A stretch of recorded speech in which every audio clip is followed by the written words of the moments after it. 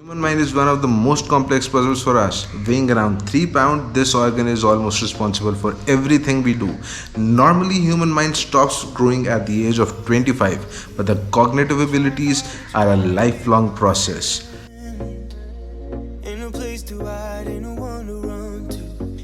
Nowadays, we consume knowledge in different forms of mediums. Whatever we see or sense adds up to our cognitive abilities. But why should you care? Because whatever you consume is what reflects into you.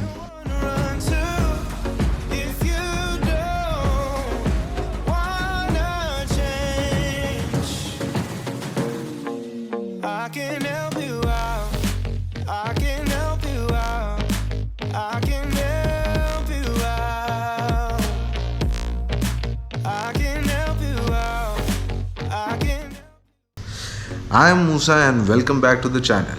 You might be experiencing some shortfall in the videos, but we are working towards better quality than quantity for a better experience. So you might show your love by hitting the subscribe button below. Today we are going to talk about the different types of knowledge we consume, the very basic types. Starting chronologically, the first one is textual knowledge. Text is one of the oldest forms of knowledge transfer. The first written words were invented back in 3500 to 3000 BC in southern Mesopotamia. People basically used it for conveying messages on clay pots, or in other words, transferring of knowledge. Textual knowledge might still sound one of the most effective methods of learning, but according to some studies that I'll be leaving a link down in the description to suggest otherwise. While reading textual knowledge, the power of remembering might vary from person to person, but on an average, a human brain remembers 10 to 20% of the information you read. Now again, this might vary from person to person. For example, in case of Bill Gates, his retention power is 90% with a whooping speed of 750 words per minute or 150 pages per hour. But then, well, in my case, maybe 2 or 3% would be fair enough to say. So to conclude, I believe there are so many variables that impact the retention of information from textual knowledge and is subjective in many cases. For example, you might remember something that you read out of your interest, but you might not remember something that is just passive. For example, the terms and conditions while installing an application. But the world is evolving and there might be a better way of transferring knowledge. So moving on to the second type, the audio knowledge. To some extent, I feel like that this might be the oldest one, because even before the textual information, people might be sharing knowledge by just talking to each other. Let's see how audio information impacts our brain.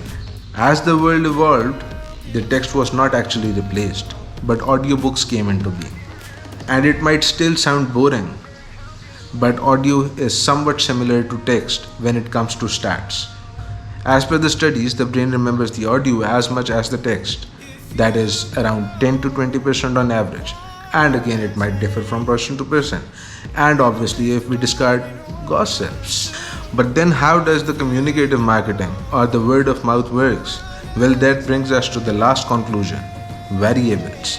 If you observe closely, the word of mouth actually works on the like-minded people. For example, if somebody comes up to me and tells me how I can get tickets to the national football game, I won't really care and my brain won't remember it for long. But on the contrary, if somebody comes up to me and talks about touring or traveling or tech, I might propagate the information to others too.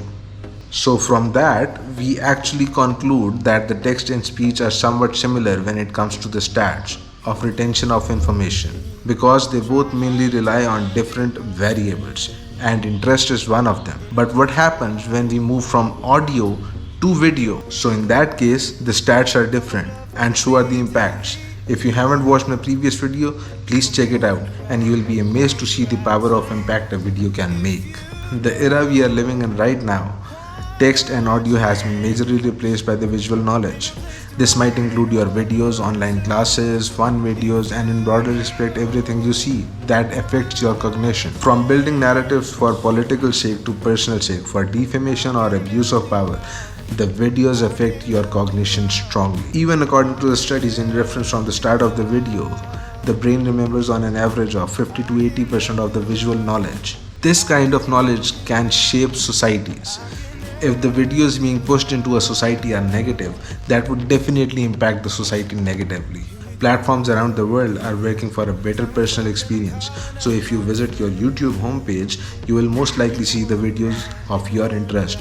And along with it, you will see the videos that are being watched in your region. That is where the trend starts. Watching somebody doing shuffle dance and then trying to do the same is how the video impacted you, and now you are willing to learn something new. Similarly, I know some people that stay in character after watching a movie. So as for the news, some videos are made intentionally to build narratives that can actually change your mindsets and the direction of your thinking and can even bend the truth. So in some cases, the videos can be informative and constructive. And this brings us to the start of the video. Whatever you consume is what reflects in you. With that being said, these were some things from my perspective, and I would love to know your perspective. The comment section is open and I am looking forward to learn your take on this topic. So after actually talking about all three different mediums, I just thought to myself, isn't the chronological order in descending? Because I think so, the visual information is the oldest one. Because people used to see each other and learn from each other before even talking to each other. Then comes the communication, that is the audio knowledge. And then came the textual knowledge back in 3500 to 3000 BC, southern Mesopotamia. And before ending the video, I would explicitly mention that I am not pointing fingers at anybody and that you should learn anything you find amazing anywhere.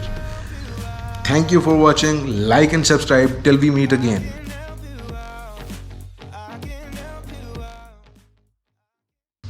And I want to tell you that I am setting up some equipment for food reviews in a very unique way. So stay tuned and I'll see you soon.